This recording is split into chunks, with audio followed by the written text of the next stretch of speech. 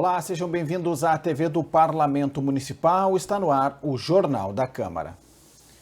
Na abertura do JC de hoje, vamos falar sobre as perspectivas para o final do ano em relação a um dos principais setores da economia. Por isso, nossa convidada é a presidente da Associação Brasileira de Bares e Restaurantes no Rio Grande do Sul, Maria Fernanda Tartoni. Presidente, seja muito bem-vinda aqui ao Jornal da Câmara. Obrigado pela presença. Tudo bem? Tudo jóia. Muito obrigado pelo convite aqui da gente estar falando um pouquinho aí do meu setor de bares e restaurantes. Isso aí, perfeito.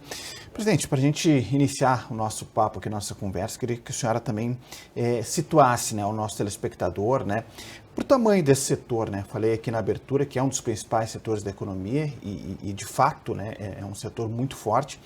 Qual o universo, né, que a gente está falando de bares, restaurantes, trabalhadores nesse setor aqui na capital? Na capital a gente fala aí do universo de mais ou menos 6 mil estabelecimentos de bares e restaurantes, desde aquele micro, né, aquele pequeno de bairro que atende aos seus vizinhos e tal, até as grandes redes, né, que temos aqui em Porto Alegre e redes gaúchas, que tem vários estabelecimentos ao longo da cidade, né? Então, aproximadamente 6 a 7 mil estabelecimentos. São dados um pouco difíceis, né, de ser extremamente preciso, pois muito abre e fecha, e ainda mais agora, sim, depois dessa calamidade que a gente sofreu aí, a gente ainda nem sabe a quantidade de gente que conseguiu se reerguer, enfim, mas é mais ou menos essa... De qualquer forma, é um universo robusto, né, que a gente está falando, né? A gente bem fala robusto. 6 mil estabelecimentos e pensar em trabalhadores nesse setor se amplia ainda muito mais, né? Se amplia muito mais, e o que a gente sempre frisa dizer é que muitos desses bares e restaurantes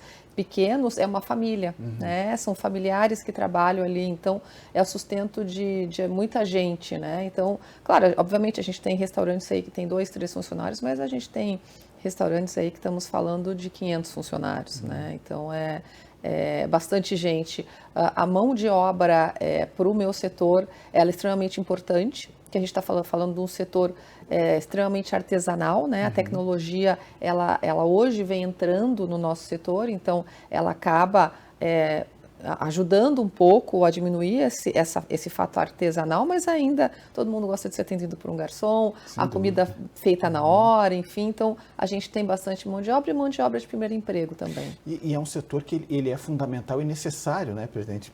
Porque, assim, as empresas, né, precisa daquele estabelecimento ali para a hora do almoço, hora do lanche, enfim, né? Precisa de... Sim, os bares e restaurantes, eles são essenciais, né?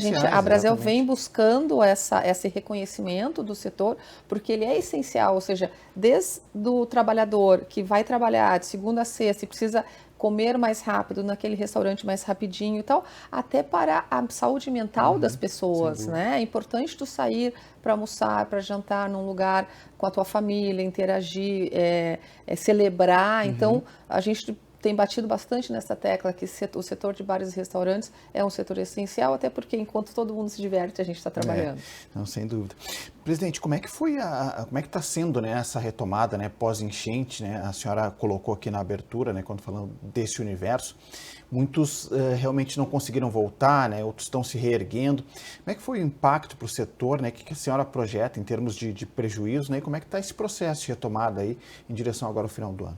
Sim, a gente está, ainda estamos, né, na batalha de tentar fazer reerguer todos, né? A gente quer que todos voltem. Claro, a gente sabe que houve um baque muito forte na pandemia e muita gente já se enfraqueceu, a perna ficou, né, mas não tão forte, e agora alguns, assim, não tem nem mais espaço. A gente falando em termos de Rio Grande do Sul, tem lugares que não tem mais nem a rua onde tinha o bar e restaurante. Porto Alegre ainda a gente está vendo uma reconstrução, né? O grande poder que poderia nos ajudar bastante é o governo federal. Infelizmente, ele não teve a agilidade e a presteza que a gente precisava. A gente ainda está na batalha, porque ainda tem dinheiro para entrar e alimentar o setor até o final do ano. Então, a gente está nessa correria. A gente não tem o número ainda de empresas que não voltaram, porque ainda tem pessoas pensando o que vai fazer. Nós temos, por exemplo, o Cais Embarcadeiro, que está reabrindo agora. Retomou agora, né? Retomou agora. Alguns restaurantes abrem esse final de semana, né? Lá dentro, eles reinauguraram, acho que foi dia 14, alguma coisa assim. E agora que eles estão realmente abrindo as suas portas ao público valendo, né? Porque a gente tem que ter um soft open, porque as pessoas têm que entender que eu fechei meu restaurante, eu não simplesmente abro a minha porta e volto a atender, eu tenho que me restabelecer, Exato, sem dúvida. né? E é um reinvestimento, né? E aquela coisa que nem na pandemia, eu não peguei dinheiro emprestado para crescer, para melhorar, eu peguei para sobreviver. E isso é bem diferente. Então, a gente vê aí um lado otimista agora no final do ano, mas ainda tem muito caminho pela frente. Então, o que a gente sempre fala, frequente os seus bares e restaurantes preferidos, porque a gente precisa. Precisa, né? Dá para estimular, estimar um número, presidente, em termos de perdas, valores, assim, que a gente teve com a enchente aqui em Porto Alegre? A gente ainda não tem esse valor levantado, né? Mas a gente está falando em cifras altíssimas, né? Porque na pandemia eu fechei minha porta, tentei vender meu estoque no delivery e quando a prefeitura e o governo, na época, o estado na época liberavam, a gente abria a porta, chamava o funcionário e voltava a trabalhar. Hoje não. Hoje não, né? Hoje eu tenho que reconstruir o meu restaurante. Eu não tenho, né? Quem foi atingido não tem mesa, não tem cadeira, não tem fogão, não tem geladeira, tem que repor estoque. Demorou muito a ajuda para pagamento de salário, então muita gente foi demitida. Né? Aquelas grandes empresas conseguiram realocar em outros lugares, outras não. Então, cifras a gente não tem ainda para te falar, mas pode crer que é bastante alta. Bastante coisa, né? Em direção ao final do ano, agora, presidente, tem uma pesquisa da Abrazel, né, que aponta a possibilidade ou essa expectativa, né, de contratação de profissionais para o setor, né? Então, isso demonstra que a gente está caminhando um pouquinho mais com essa esperança aí para o final do ano, tendo em vista, né, as características do final do ano, de comemorações, enfim, atividades comemorativas. E essa perspectiva de contratação é de 1/3, né, dos estabelecimentos fazerem esse processo, né? Como é que isso traz para vocês ou para a associação e para o setor, né, esse alento agora em direção ao final de 2024? Sim, a gente está com uma expectativa bastante forte, 65% a gente fez uma pesquisa, né, 65% dos respondentes, que é uma amostragem bem boa, está super na expectativa de aumento de movimento, né, e isso é que traz o aumento da mão de obra, né, porque para mim contratar mais gente eu preciso vender mais. Então a gente vem de uma escassez de trabalho, né, por causa da calamidade, a gente teve que demitir muita gente e agora a gente vislumbra um final de semana, um final de ano, desculpa, bom, até porque a gente tem o Natal ali na terça-feira, terça, quarta, no meio da semana, as pessoas não debandam Porto Alegre como quando feriadão, não é um feriadão. Então a gente tem essa... A data ajuda também. Muito. A data, o clima, tudo ajuda. Hoje, tudo ajuda. Tudo ajuda. Né? Hoje tudo ajuda. Assim, o humor das pessoas ajuda, né? E então, em função disso, a gente tem a perspectiva de que as pessoas vão voltar a comprar presentes, porque as pessoas precisam trazer um pouco de alegria para a sua vida. Há um entusiasmo maior no final de ano, né? Sem dúvida. A gente sofreu muito, né? Principalmente o gaúcho, né? A gente sofreu muito, vem desde 2020 sofrendo, né? Com pandemia. Esse ano era um ano extremamente positivo, a gente tinha uma perspectiva muito grande de restabelecimento. O setor, acho que não precisa saber muito sobre economia, mas o setor vendo muitos restaurantes abrindo, muitas redes crescendo, né? Desde Porto Alegre, se espalhando. Isso é sinal de que o consumo está melhorando, né? A economia está gerando. Aí vem esse baque, um baque muito forte, né? Porque todo mundo já tem o trauma da pandemia. Sim. Aí vem mais um trauma de calamidade de chuva. E a gente, então, vê essa perspectiva e como a gente enxugou muito os nossos estabelecimentos, porque a gente fez a lição de casa, que é reduzir custo. Não adianta. Não tinha saída, porque né? a gente não tem como repassar para o cliente tudo que a gente precisaria, porque não foi só o fechar as portas, fechar as portas, aumento gigantesco de insumo, laticínios, hortifruti, a gente perdeu muita proteína, coisa, né? Sabe? E é o que é, né? Não tem muito o que se fazer, é o que está posto, né? Então a gente acabou com uma perspectiva aí que em 2024, então, esse final de ano vai superar as nossas expectativas. Que bom. E aí a gente tem 1/3 do setor está contratando. Presidente, sobre essas contratações, né? Tem algum profissional mais demandado, profissionais da área da cozinha, garçons, tem algum profissional que para quem está nos assistindo também, né, ficar de olho nessas vagas que vão aparecer por aí? Ah, sim, é muito importante. O setor onde a gente tem mais contratado nos últimos tempos é a cozinha, né? É onde a gente precisa de mais mão de obra. O salão, o atendimento, a gente tem alternativas como totens de atendimento, o pedido pelo QR Code, né? Então a gente acaba buscando talvez atendentes, não tanto garçons, enfim. Então, mas claro, obviamente que tudo precisa, porque tu precisa ser bem atendido, tu não pode ficar esperando, tua comida não pode ficar esfriando na saída dos pratos, enfim. Mas o que a gente mais está procurando é realmente cozinheiro. A área da cozinha. Cozinheiro, auxiliar de cozinha e auxiliar de serviços gerais, né? Que é o que a gente precisa bastante. Mas o garçom também tem bastante vaga. Olha aí. A volta do aeroporto, presidente, isso traz um alento também, ajuda nesse processo, né? Porque dos atrativos de Porto Alegre, sem dúvida, é a gastronomia, né? Então, a gente tem essa melhora, né, no processo de deslocamento aqui, que foi muito complicado nos últimos meses aqui em Porto Alegre. Sem dúvida. A volta do aeroporto para a gente é um pedido, é uma luta, uma briga há bastante tempo, né? Que ela acontecesse, porque a gente já está sentindo os reflexos, né? Os restaurantes situados em áreas mais turísticas, como o mercado público, né? Os redutos de restaurantes que já conseguiram se restabelecer, já estão sentindo, né, a volta do público. O que a gente precisa é do Transurb também chegando aqui dentro, né? Verdade. Principalmente agora no final de ano, porque vem muita gente da Grande Porto Alegre para fazer compra, por exemplo, no centro. Verdade. Para fazer as compras de Natal, tanto presentes como ceia, essas coisas, no centro. Então, a gente precisa. Mas sim, a chegada do aeroporto e todo o trabalho que a prefeitura tem feito para fazer com que o turista fique 2, 3 dias em Porto Alegre, a gente já sente faz a diferença. Faz muita diferença. Recentemente a gente conversou também na retomada do mercado público, né, com o presidente dos permissionários do mercado, falava também sobre esse prejuízo, né, de toneladas, né, de materiais com a enchente, e também sobre a importância da volta do Transurb, porque a Estação Mercado desemboca ali direto, quase dentro, né, do mercado público, né? Então ele também tinha essa perspectiva de que, enfim, em direção ao final do ano, agora com a volta do trem, isso também dá um alento, né, para a região. O centro, na verdade, né, presidente? Porque o centro perdeu muito depois da pandemia em função do home office, né? Perdeu muito.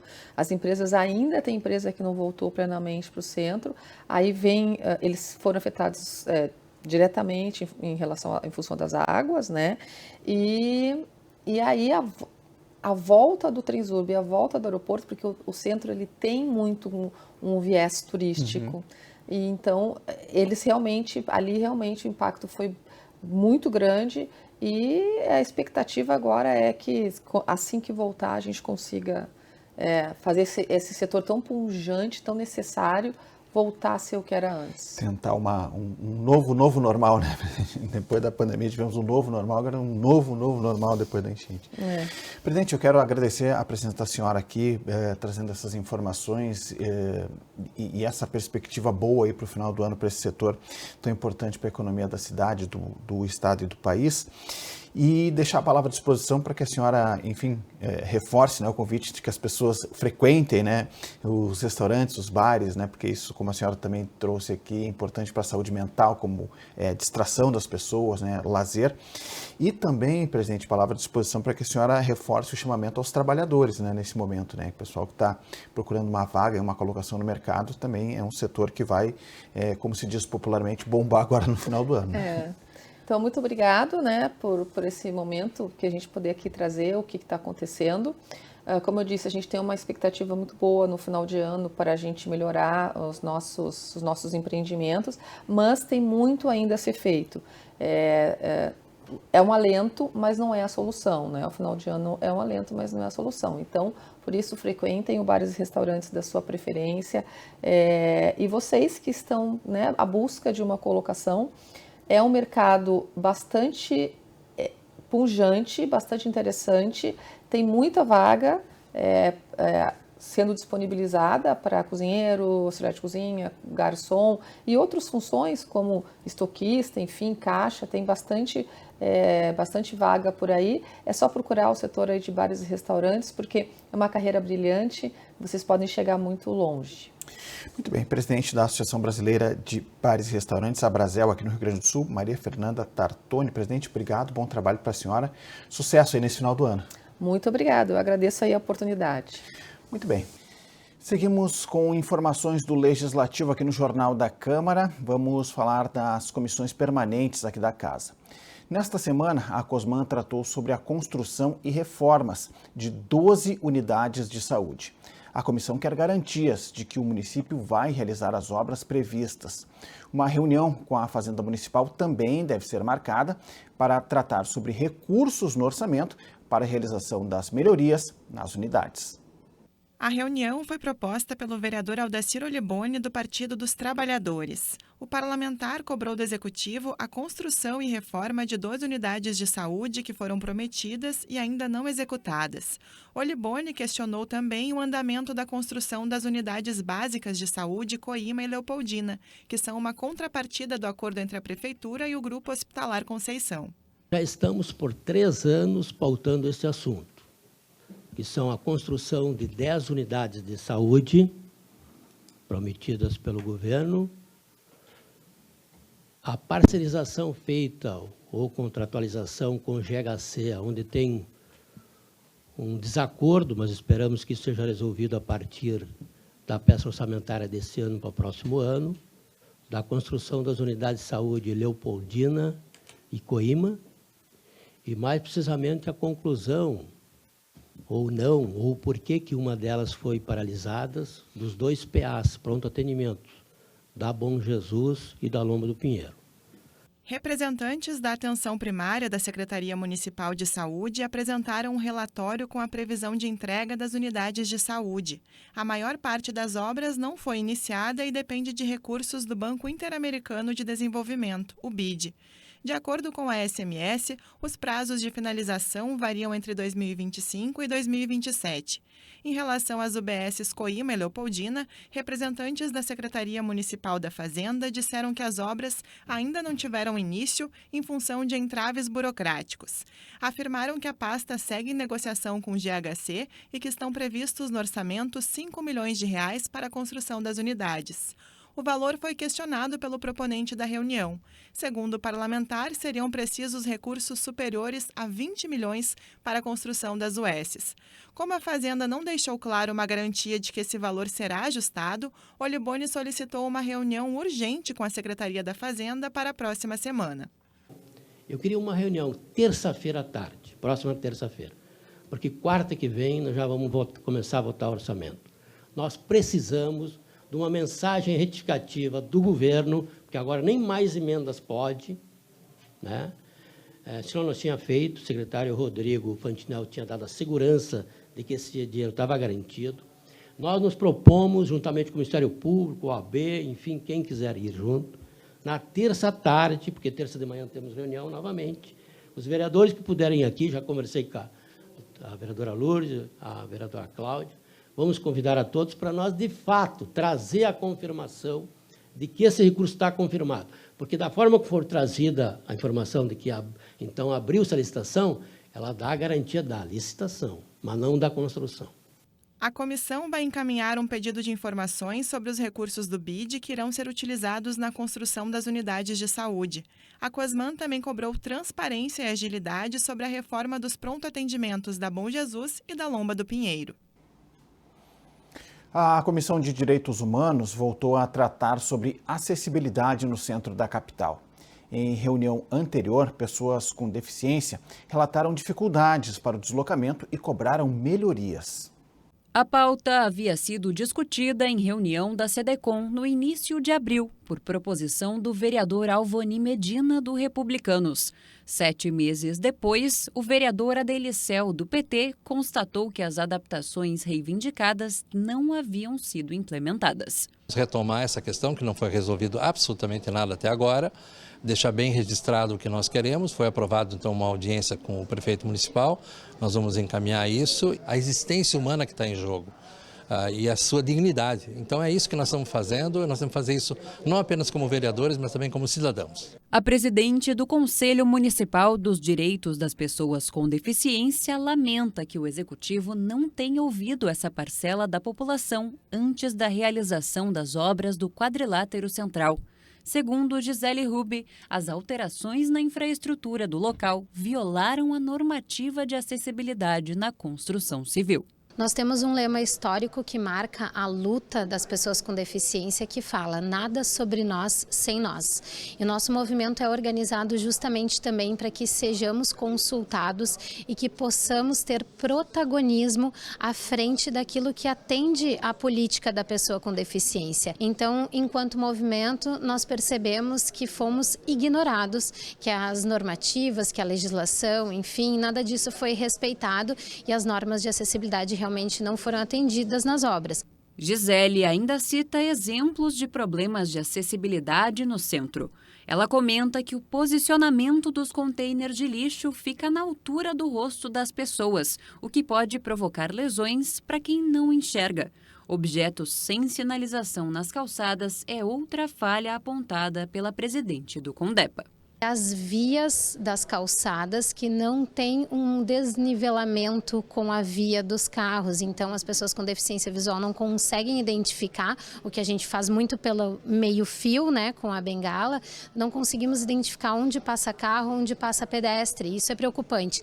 Além disso, o piso tátil, não respeitando mais uma vez a norma, foi colocado somente nas vias em que foi colocado, somente em um lado da via, quando na verdade ele deve estar dos dois lados, porque as pessoas com deficiência visual têm o direito de circular pelos dois lados da via.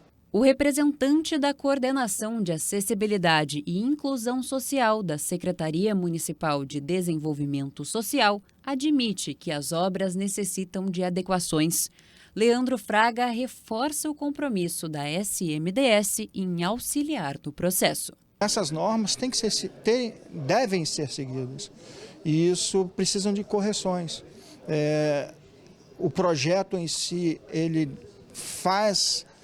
atende ao requisito de dar acessibilidade, mas ele peca em alguns momentos naquilo que é a segurança. É um desperdício, às vezes, do esforço, da energia, até mesmo de recursos, ter que refazer um projeto por conta de não observação de normas técnicas. Agora, a comissão deve encaminhar ofício à Prefeitura solicitando uma reunião com o prefeito Sebastião Melo para que as entidades possam apresentar suas demandas. Na última terça-feira, 19 de novembro, foi o Dia da Bandeira. Uma solenidade em alusão à data foi realizada no andar térreo aqui do Palácio Aloísio Filho. A cerimônia foi conduzida ao som da banda da Brigada Militar. Alunos do Colégio Tiradentes fizeram um resgate histórico de todas as bandeiras que o Brasil já teve desde 1500. Ao todo, foram 13. O atual modelo da bandeira brasileira, com as cores verde, amarelo e azul, foi adotado no dia 19 de novembro, mas de 1889, 4 dias após a proclamação da República. Ao lado do hino, do brasão e do selo, a bandeira é um dos símbolos nacionais. A Liga da Defesa Nacional do Rio Grande do Sul, entidade cívico-cultural voltada a trabalhar temáticas envolvendo a pátria, auxiliou na organização da atividade. O presidente da Liga, Coronel Ataíde Moraes, destacou a importância de preservar os símbolos nacionais. O que está presente ali é o trabalho árduo de um povo desenvolvido ao longo da história.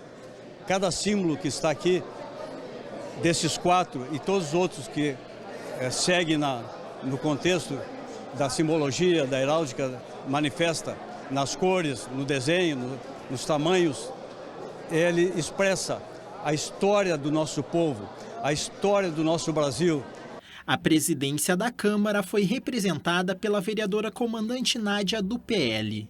Importante nós mostrarmos todos os anos, dia 19 de novembro, o nosso amor, o nosso patriotismo para com o nosso país. Não apenas dizer, mas fazer pelo nosso país. E fazer esse relembrar sempre um dos símbolos tão importantes da nossa pátria, mostra a Câmara de Vereadores ligada muito fortemente à Liga Nacional de Defesa da Pátria, aos órgãos militares que dizem muito respeito a essa proteção, essa acolhida e mais do que isso, a lembrança que não pode nunca sair das nossas memórias, que a nossa pátria é nosso lar e o local aonde nós devemos cada vez mais estar inseridos, melhorando e preservando aquilo que é bom.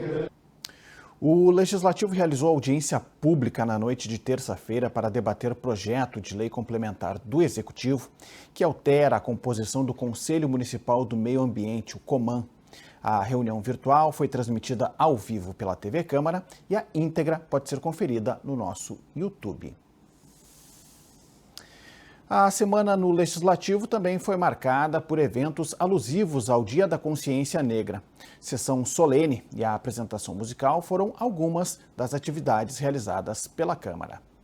Na véspera do 20 de novembro, a Câmara da Capital prestou homenagem a 2 clubes de Porto Alegre históricos na valorização e defesa da cultura negra, Floresta Aurora e Satélite Prontidão.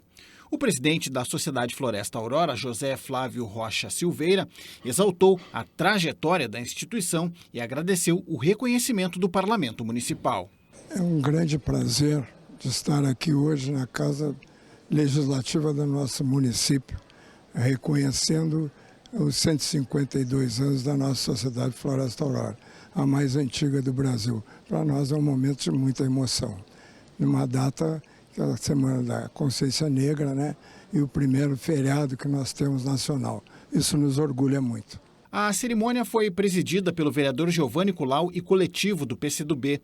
O parlamentar destacou o simbolismo da homenagem diante do primeiro feriado nacional relacionado ao Dia da Consciência Negra.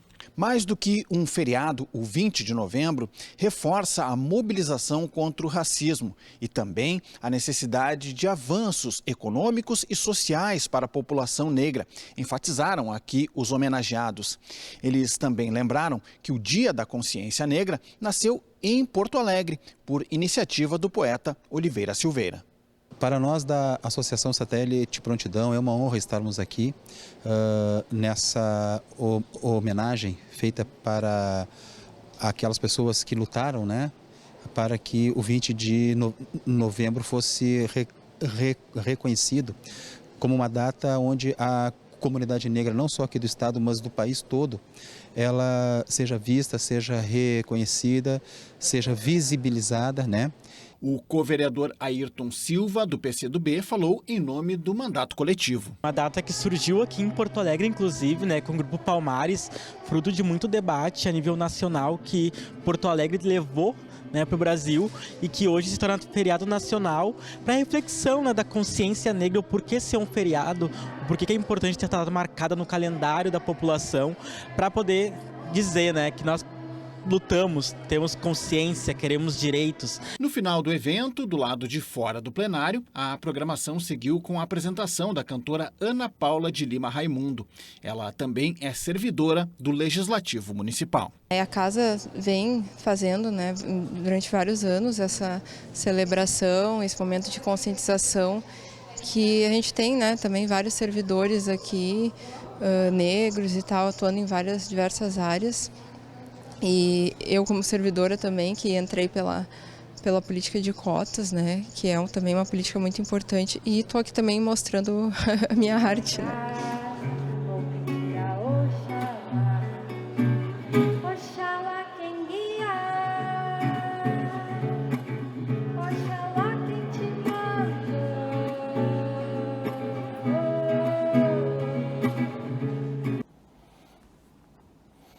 O Jornal da Câmara de hoje fica por aqui. Mais informações do Legislativo você confere no site da Câmara de Vereadores de Porto Alegre.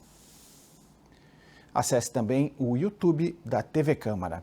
Muito obrigado pela sua audiência, você já sabe. A gente se encontra na próxima edição. Até lá!